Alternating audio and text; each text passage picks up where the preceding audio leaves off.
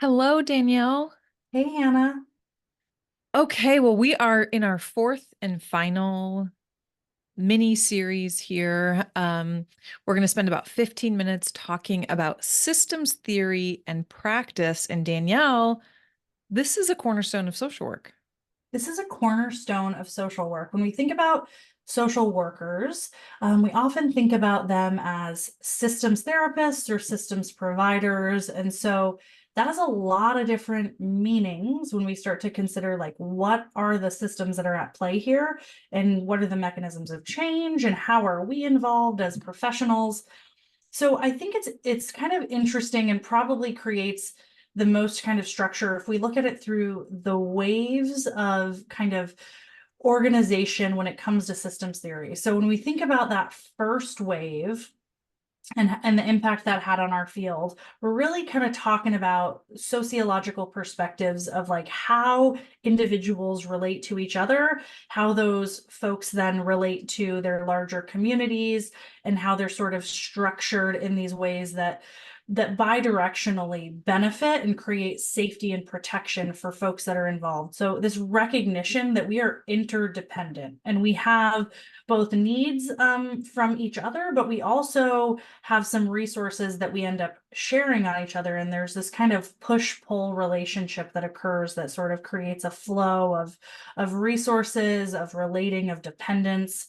And that, of course, has implications both on an intrapersonal level and interpersonal level, but as we sort of expand, the larger the system is, there's kind of reverberations or ripples that continue.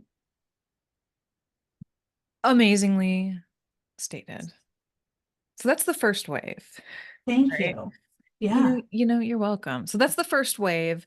And just in hearing you talk about that first wave, my mind and my brain goes to, oh, there's a lot of anti-oppressive work and potential happening just in that very first wave. absolutely. So we're kind of beginning to negotiate again. We talked about in our first podcast kind of the flow of resources, but we're starting to think about like the role that human relationships play. And I know, a phrase that gets pulled around or thrown around a lot in our field is sort of, and a system or an individual is more than the sum of their parts. And Yep. so let's talk a little bit about what that means. Yeah, we hear it all the time. I say it all the time, and then sometimes I'll go, wait, what am I actually talking about? What are we Yeah. talking about What here, am I right? saying? Yeah. So, part of what the whole is more than the sum of its parts. I always think about a car. So you're on a road trip. The car in its totality is getting you to your destination. Now, you can pull each part out of that car, right? And it could be functional in some way, but it's not going to get you to your destination, right? The transmission alone is not going to get you to the destination. The tires alone is not going to get you to the destination. And what it's really talking about in the whole is more than the sum of its parts is you have to have that entire system to move something forward or even to Mhm. sustain something, right? Mhm. In systems theory, we talk about homeostasis. The system is trying to return or maintain its kind of normal functioning, even if that functioning isn't effective for everyone. Mhm. Or if that functioning is dysfunctional in a dominant system, right, by our dominant kind of hegemonic lens. I think that's really interesting. So it's not only the disparate parts and how those come together, but also how those relate and work together, right? So like Yep. the tire is not going to work if the axle doesn't work and isn't functioning. And there's, implications further down the line for the overall kind of mechanics of it all. And I think that goes for systems as well. Absolutely. And that really leads into the second wave of systems theory, which is the ecological systems theory perspective. And that builds off of what you were just talking about in terms of understanding how systems are organized as a whole. Ecological systems theory is really thinking about systems within systems. So it's building off of that idea and talking about there are micro systems there are mesosystems and there are macro systems happening within the broader system that's maintaining, as you were just saying, the ability to sustain in whatever way. So, ecological perspective, we often hear in social work person and environment. The person is, of course, part of their environment, and the environment is also really shaping how that person is interacting with their world. And that's really that ecological systems theory perspective. Yeah. I always think about those kind of concentric circles when we have that visual of the ecological model. Mhm. And I think it's really interesting as we sort of talk about the relationship that supervisors have with supervisees, with students, with the academic system.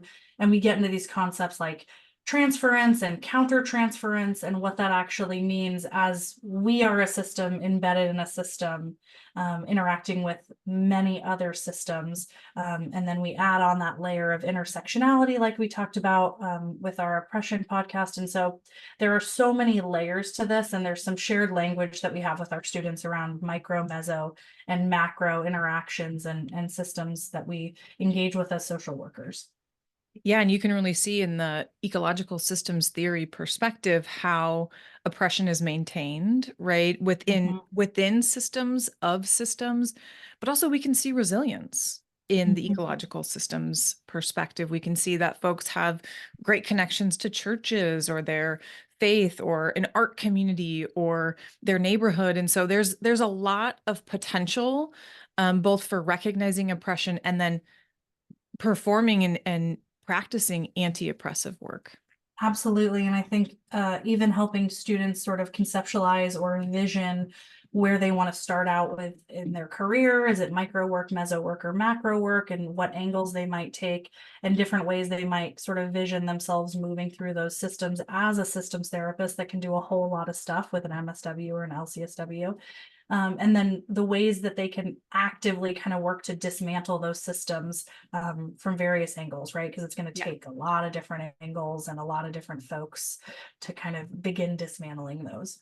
Yeah. Well, let's talk about the third wave because this is interesting and this is something that you and I have a lot of fun with. Yeah.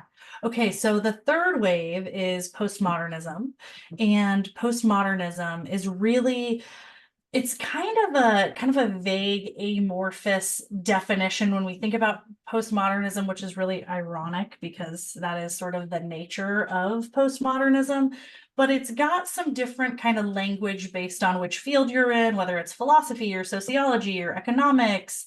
So when we think about postmodernism, we really think about this stage where we've moved beyond this kind of positivistic objective relationship to reality, where we start to sort of question, if kind of epistemological thought and epistemological kind of dominance is maintained through this idea that reality is objective and things can be measured, and we all sort of have this shared perspective that we have to get on board with. If we move beyond that, we can actually introduce some really radical critical thinking, some of those counter pedagogies where we start to say, what if we didn't maintain the status quo? What else could be happening here?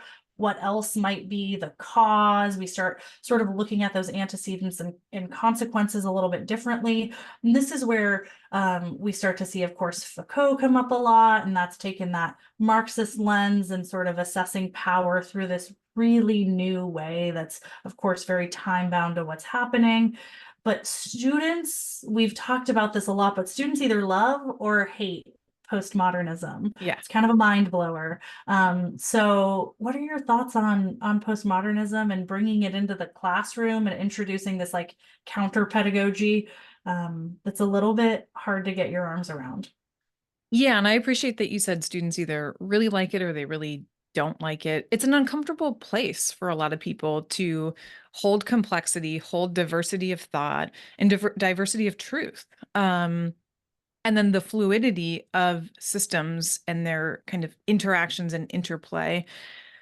Postmodernism is interesting because really we're asking the question, how do you know what you know? Mhm. And how And did that's you and that's a how did great you critical question. totally and how did you come to know your truth as your truth? And part of that is the emphasis there on the your part, because my truth isn't your truth. And sometimes, as emerging practitioners, emerging social workers are interacting with the world and interacting specifically with oppression, it's hard to hold your truth as a non-universal truth. Absolutely. Yeah. And I think it's another one of those, as we like to say, invitations to kind of get comfortable with tension and get comfortable with discomfort, because when you kind of release the grip that your reality is the one true reality, there's no other way to see this, we create these opportunities for, of course, more equitable collaboration, but diverse, maybe oppressed voices to be at the table and to share their truth. And we also get some new solutions that might not fit into this kind of neoliberal white supremacist landscape. And that's what we're aiming for, right? I also think postmodernism can be a little bit challenging because as we're sort of working with interns, we're trying to both, support this like very curious, anti-racism, anti-oppressive thinking, while also recognizing that we are gatekeepers to a lot of really sort of historically harmful systems that are also the ways a lot of our clients receive care, receive resources. And so, we do sort of have to balance one foot in the world that isn't really able to be fully dismantled yet, and keep sort of dismantling where we can, while also not creating these barriers to care that directly, might cause harm or violence towards the communities or individuals that we serve. Yeah, and that's what really makes social work such a unique field of study, particularly in the academy, where we've got this liberal arts vein, right? We understand that we're sitting in the classroom talking about postmodernism, and we're asking, how do you know what you know to be true? And at the same time, we are a licensed vocation. Not Mm-hmm. everyone will be licensed, but most people will be, that have regulations Mm-hmm. that guide our work. And so how do we braid those facets of this profession is really hard, and continues to invite, as you say, students to really think about that complexity in a different way. Mm-hmm. Yeah, and I think it's okay to, name that tension and utilize some of Brookfield's lenses and sort of incorporate some of the tools that we'll be practicing at our training around how do we foster both, right? There's this duality. It's a yes and, because we still need our SMART goals and we still need to meet our Medicaid and Medicare requirements, and of course follow the ethical governing bodies. But we do still want to recognize that these are harmful systems, and the end goal is kind of imagining a different future where things are more equitable and resources are allocated in a way that actually kind of serves people a little better than it currently does. Absolutely. And I think that is part of what we're going to talk about in this fourth wave, where the fourth wave, which is contemporary and integrative systems theory, really brings together the three other waves. So we've got kind of this understanding that systems are more than the sum of their parts. We have the ecological systems perspective. We've got this most postmodern, overlay into now this fourth wave, which is really a homogenization of these different iterations of systems theory into, modern kind of contemporary social work, and really pulling, new methodologies of study or thought, interdisciplinary integration of who we are and how we practice. And systems theory, as you were saying, particularly in its fourth iteration, is really saying like we have to pull from a lot of different areas. We don't have just one area of thought. Yeah. And I think when we sort of begin talking about like a radical lens that really invites some self-reflection around the positions we hold, some self-reflection around what that means for our work with the communities that we work with and that dynamic. We really have to have this integrated, eclectic approach that meets the needs of the folks that we're at, because it's going to be different, and it's also going to be different. It's kind of a horizontal kind of growth edge, but also a vertical growth edge when we start thinking about, is it a micro relationship, a meso relationship, a macro relationship, and what is the change that we're hoping to see happen, or kind of what is that mechanism there that we're trying to create a catalyst around. I think that's really important, because they're going to be different tools for the job, and we need to be aware of all the tools that are at our disposal and all the ways of conceptualizing something that might create different opportunities. Which is, I think, part of the graduate student experience is to understand, okay, how can I use these tools? How can I understand the tools that are available? But also, how do I work within the confines of my practicum setting? And Mhm. each practicum setting is unique and important and needed and special. And, when you're working in a probation office is very different than if you're working in a private practice office. And how are students going to come back together with their group of cohort members and really begin to understand each other's roles and then where they fit in the Mhm. part of the system? That's this work, right? That's this anti-oppressive work that, practicum is so important. Mhm.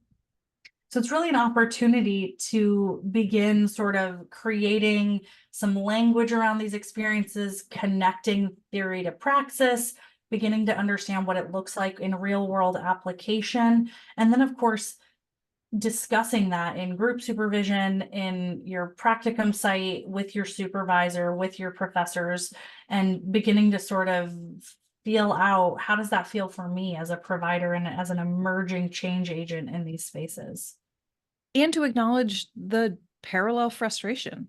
I mean, I think that's a really important part of systems theory because the supervisor is part of the system, right? It's an ecosystem, it's a relationship. It is shaping, of course, how students see themselves and see the work that they're doing. And Right. so this is really important. This is anti-oppressive practice. And we have to really understand how systems theory has changed over time and what it means now to be a systems practitioner, no matter where you're at, no matter Mhm. what you're doing. This Mhm. is, as you again say, the invitation to this anti-oppressive framework. Yeah, absolutely. And it's a practice. It takes time, and It's a it's reflex. takes reflex, and it's grounded in relationship, right? So we're not gonna solve these problems overnight. We're not gonna get comfortable with these subjects overnight, but we have to keep coming back to them and integrating it into our perspective and our practice, and reflecting as appropriate. Okay, well, we're going to spend a lot of time in our training talking about systems theory. In our workbook, you'll find that we've got some systems theory activities that you can do with your student or students. And students will be doing this in the classroom as well. So this is a really exciting opportunity for us to, again, have that shared language. And we're really excited about this training. Yeah, looking forward to it. Thank you so much. Okay, Danielle. Well, this is our kind of final video in our series. We really hope folks go back to the drawing board. If you're mid-year or you're, kind of nearing spring and you need a little bit of a refresher, come back and visit these video shorts, we hope, and always reach out. But we're really excited about this training series, and we really appreciate you spending time with us on video. Absolutely. We'll talk with you soon. All right, bye. Thanks.